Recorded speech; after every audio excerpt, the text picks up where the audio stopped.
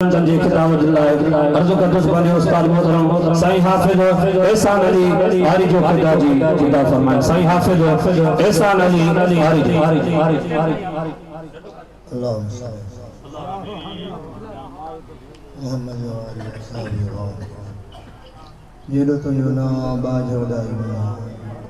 मेरी तंबेरी सुने जबर को जाओ कुजाड़ो कहाँ मेरे माँ सल्लल्लाहु ताला अलैहि नूर मोहम्मद वाली वसल्लम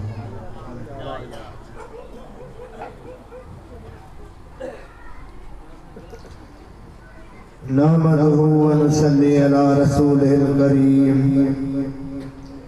अम्मा बाद फ़अऊज़ु बिल्लाहि मिनश शैतानिर रजीम बिस्मिल्लाहिर रहमानिर रहीम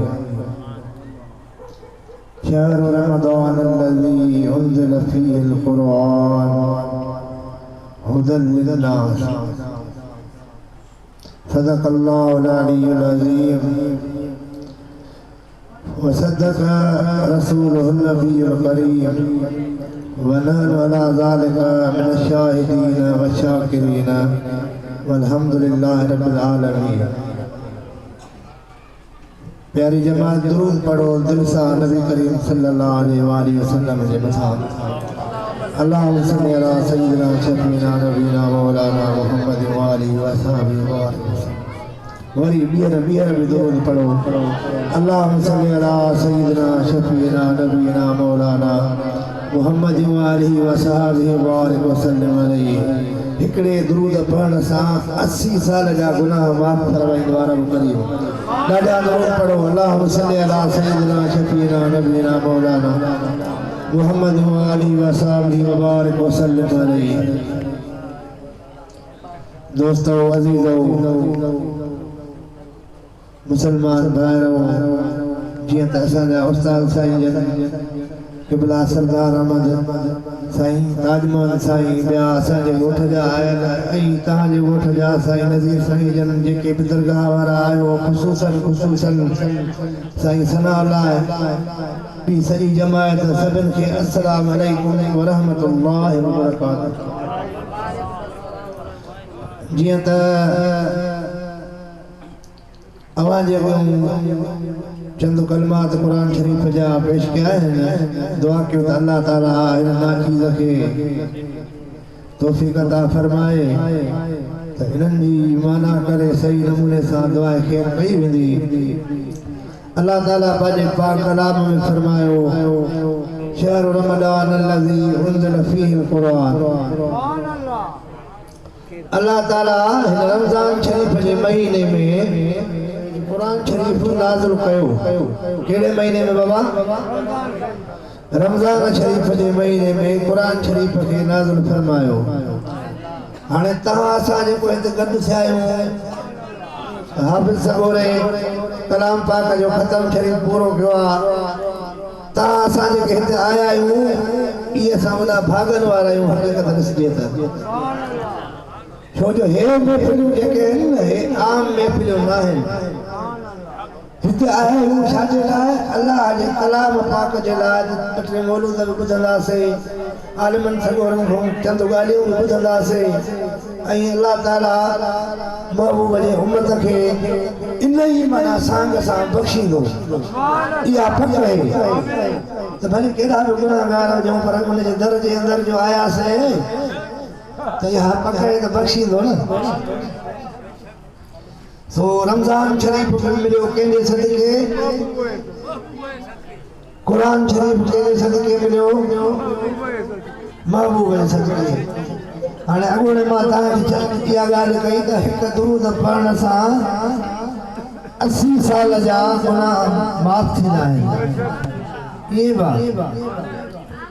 हाणे दिलि मुंहिंजी ईअं थी चए त मां महबूब करीम जे सलात जे बारे में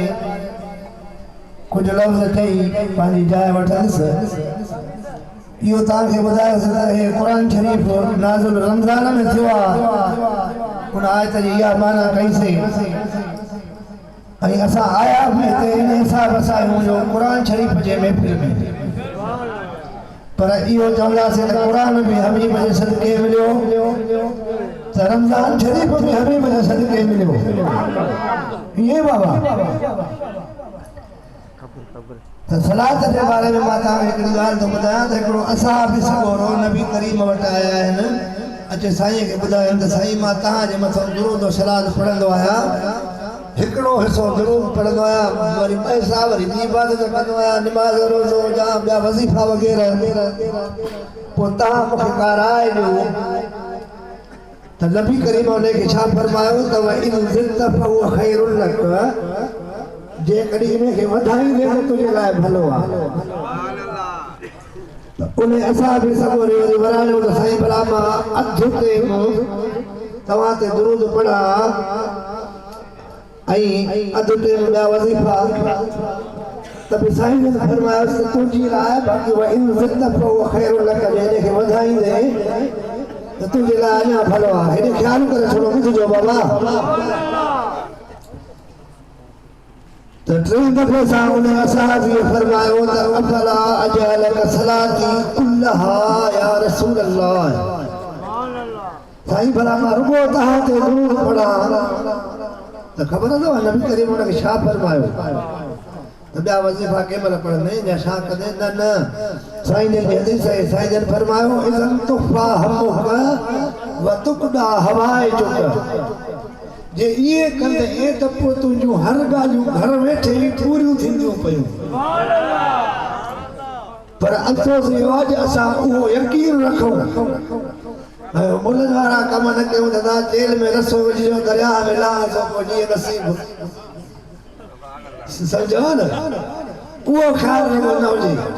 हिते ॾिसो न जेके आया आहियो मां इहो तव्हांखे ॿुधाईंदुमि त आलिम सॻोरा तव्हांखे घणो कुझु ॿुधाईंदा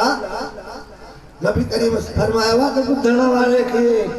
माना हिकिड़ो हिसो सवाब जो मिलंदो आहे ॿुधण वारनि खे जेको आहे सो टे मिलंदा आहिनि ॻाल्हाइण वारे खे हिकिड़ो मिलंदो आहे तव्हां भाॻनि वारा आहियो बाज ॿुधो बि तव्हां ॻाल्हाए बि जेको वीचारो ॻाल्हाए कहिड़ो मौज़ू हुजे त छा ॻाल्हाए माना जेको आहे सो सवाब वरी तव्हांखे घणो थो मिले ऐं इहो तव्हांखे चई छॾियां त असां क़ुर जे महफ़िल में आया आहियूं न बाबा त क़ुर छा थो फरमाए वइज़ा क़ुरिअल क़ुरआन फस्तमिऊ लहू वअनसितू लअल्लकुम तुरहमून जंहिं जाइ ते बि क़ुर शरीफ़ न पढ़ियो वञे त साथ करे ॿुधो वञे त हिते जेके चंद ॻाल्हियूं इहे तव्हां थोरो दिलि जे कननि सां ॿुधो त साईं हुनखे छा चयो त इज़न तुफ़ा हमक व तुक़दा हवाए चुक जे इहे कंदे त तुंहिंजा सभु कम पाण ई पिया थींदा हाणे इहो तव्हांखे थोरो खोले ॿुधायां त इज़न तुफ़ा हमक हे आलिम सॼोरा वेठा आहिनि मां हिननि जो इन्हनि त सेखारियो आहे हिन गुनाहगार खे इन्हनि वटि त पढ़िया आहियूं न इज़न तुफ़ा है माना तुफ़ा मख़फ़ीअ में वतल आहे माना तुंहिंजा क़ब्र जा माना ख़ौफ़ बि ख़तमु हितां जा ख़ौफ़ बि ख़तमु पर जेके मख़फ़ी माना मख़फ़ी चइबो आहे ओॾां जूं ॻाल्हियूं उहे ॻुझा कम बि तुंहिंजा जेको आहे सो माना पाण ई पिया थींदा सलात में दोस्त एतिरी बरकत अथव हिकिड़े अलाह वारे फरमायो आहे त सलवात सैयद ते जेको पढ़े मुश्किल कहीं में ना अड़े सलवात सैयद ते जेको पढ़े मुश्किल कहीं में ना अड़े तोनी जंग जर्मन सां जड़े त भी पानी थियन कुल पत्थर वाखिर दावाना अल्हम्दुलिल्लाह रब्बिल आलमीन इन्नहु तआला जवाद क़दीम मलिकुन बर रब्बुर रऊफ रहीम